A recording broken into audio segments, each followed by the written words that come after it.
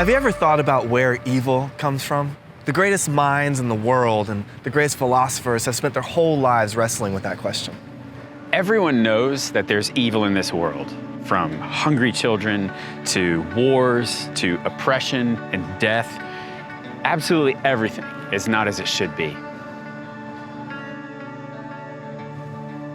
We all wish that things could be different, that somehow evil could even be eradicated, and yet the human dilemma is that it's still here. Yeah, it's hard to admit that even though we want the world to be different, we struggle to change even the little things about ourselves that aren't right. I mean, have you ever met someone that said they were perfect? No. No one actually believes that. I mean, maybe someone who's clinically insane or at least insufferable to be around.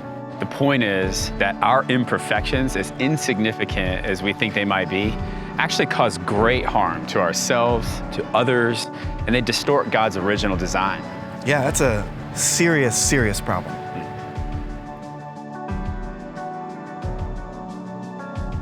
So if the world's not perfect because we're not perfect, then who are we? This is the second question we need to ask about the story of everything.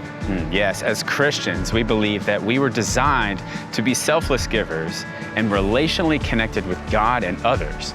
But we've chosen to go against God's design and to go our own selfish way, which is what the Bible calls sin. So because of our own sin and the sin that's done to us, we're hurting, we're lonely, we're confused, and we're even violent because we'll try anything to get any sort of relief. Deep down, our attitude towards God and His ways becomes one of active rebellion or passive indifference, and that actually destroys all relationship with God. Humanity's rejection of God and His ways leads to permanent disconnection, and this is what the Bible calls death. So why does sin require death? Well, it's because the author wants his story to end with the permanent removal of all evil.